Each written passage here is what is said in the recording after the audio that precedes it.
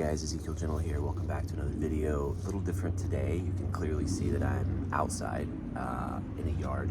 So today I am in Los Angeles. I came back for some family things, visiting just briefly, but I gotta tell you, it's really good to be back. There's something about the eager anticipation that people here seem to have. Something about sunshine. There's something about sunshine for me that's really important. Vitamin D, mental health, feeling good. So those things are at play as well. I'll be honest, you guys, the reason I haven't been on here is because I still haven't finished that book I was reading, The 7 Habits of Highly Effective People. And I was kind of doing some reviews, right? And so that's why I was, that's where my content was going, was talking about what I was learning. And I did something with you guys that I do with my family and my friends, which is really toxic. I'm gonna tell you about it.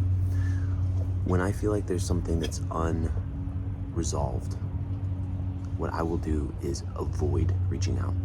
This is because my attachment style is anxious avoidant.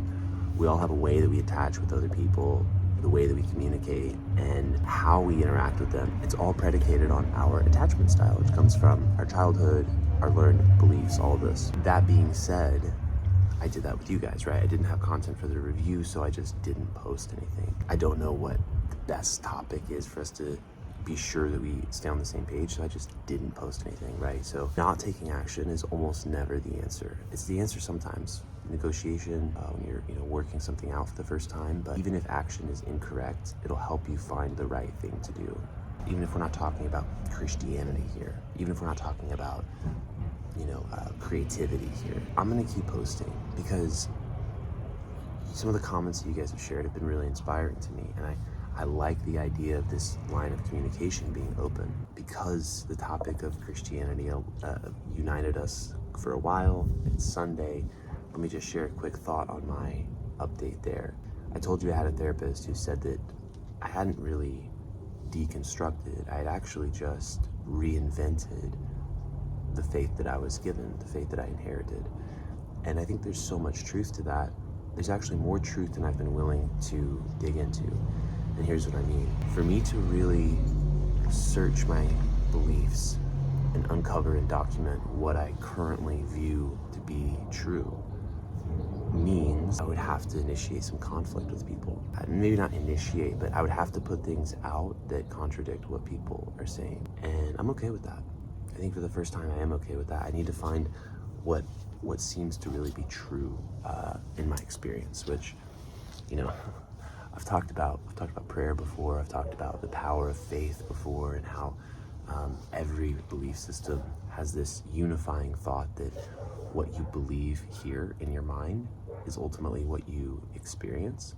So if that is in every belief system, you would have to be going against every known theory to believe something that contradicts that. So here's what I mean. If we're talking about faith, we're talking about the belief in the unseen. We're talking about the ability to manifest something. You want your ball? Okay. Yeah, to believe in the unseen is deeply human, right? So we do create things from our imagination, not just for our own belief, but sometimes they materialize, sometimes they manifest. So my goal is to be happy. My goal is to be healthy. My goal is to get the most abundant experience out of life possible. And there are a lot of things I don't have to learn the hard way. I don't have to learn a lot of things the hard way. So I'm trying to learn from other people who've already been there, right? That's why I'm reading. That's why I'm evolving my faith and everything. Something else that I think is super important is, just because I have views on something doesn't mean I expect other people to have those views. And this becomes really true in religion. It's also true in politics. Your view requiring that others be condemned is a problem. And almost nobody's view says that outright, but it's important to allow other people to be where they are in their journey, in their experience of life and reality. And if somebody is devout and pious, let them do that. Let them be that way. If somebody is, so atheistic that they're upset all the time, Okay, let them be that way. That's their choice. And maybe you and I have run the gamut on that entire range. So it's not fair for us to judge people who are still in that range, right? Let them have the experience they're having. Be who you are, and you'll find a lot of freedom and less disappointment with your unmet expectations. And the final thing I would say on that is give yourself the gift of independence.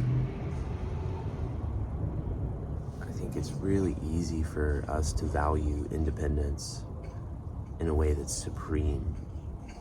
But as Stephen Covey points out in the 7 Habits of Highly Effective People, interdependence should be the goal. We see interdependence in nature. In every system in nature, there are multiple interdependent variables. And they can only get there because they're independent first. So you and I have to become independent first before we can have that beautiful interdependence, which on the toxic scale is codependency. On the positive side is interdependence, this mutually beneficial relationship, symbiotic relationship. All right, I know that was really all over the place, but I just wanted to connect with you guys, give you a little brief update, tell you what's going on, and thank you for subscribing. So drop a like, drop a comment with your thoughts, and I'll see you in the next one.